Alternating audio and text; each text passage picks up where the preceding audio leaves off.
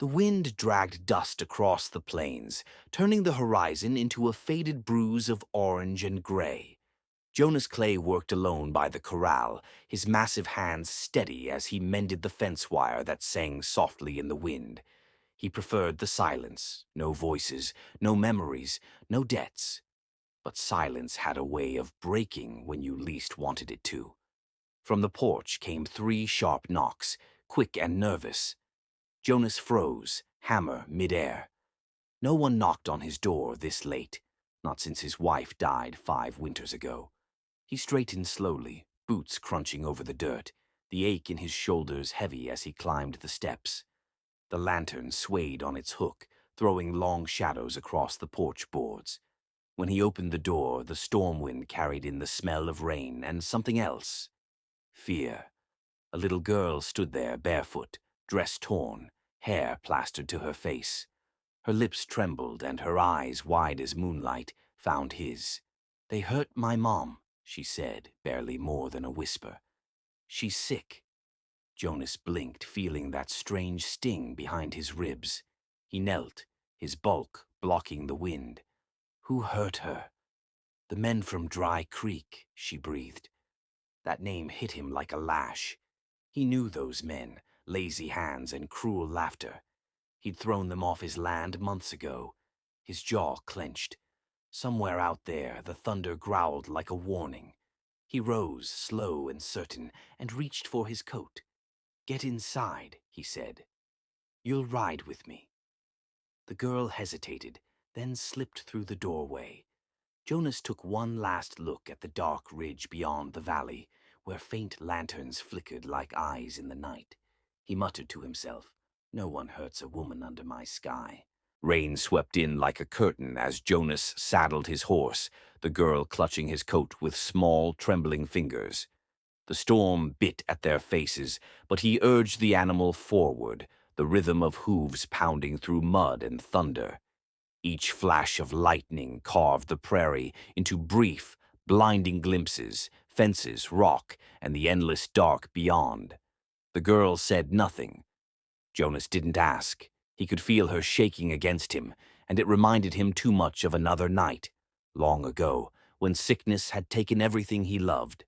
The trail wound toward Dry Creek, a shallow gash in the earth where miners and drifters camped without law or conscience.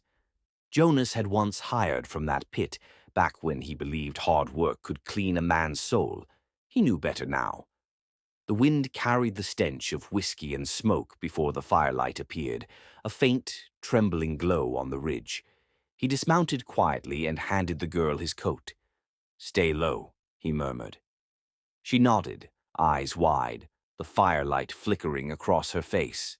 Jonas advanced, boots sinking into the wet soil. 3 men sat around the blaze, laughter sharp as broken glass. He stepped into the light. "Evening, boys." His voice was calm, steady, the kind that made lesser men forget to breathe. One of them stood, startled. "Jonas Clay? What in hell you doing out here? Came for the woman you hurt." Silence hung heavy, broken by the crackle of the fire. Then someone reached for his pistol. Jonas moved first. A gunshot split the storm. Another flash. Then nothing but rain and smoke. When the echo faded, Jonas was on one knee beside the woman. Fever burned her skin, her breath thin as a ghost.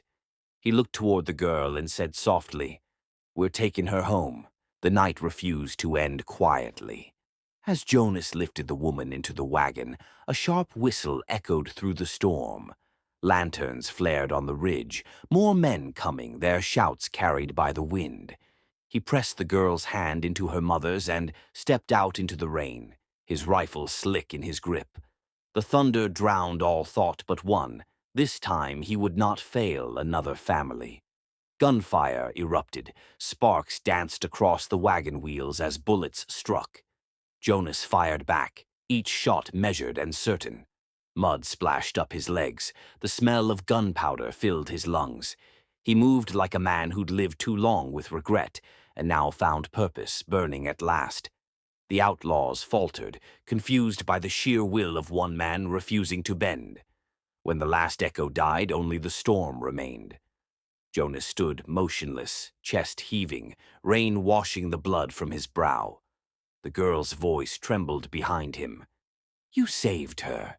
He turned, a faint smile breaking through the weariness. "Maybe, but I reckon she saved me first." He knelt beside the wagon, checking the woman's pulse, weak but steady. Relief softened the hard lines of his face. Dawn crept slowly over the plains, brushing the world with pale gold. Smoke rose from the dying campfire, curling into the brightening sky. Jonas looked east, where light met land, and felt something shift inside him, a quiet peace he hadn't known since his wife's passing. The girl tugged his sleeve. "Will you stay with us?" He hesitated, then nodded once. For a while. As they rode toward the horizon, the storm behind them faded. Jonas tipped his hat to the rising sun. Somewhere in that vast silence, the land seemed to whisper back, forgiving him at last.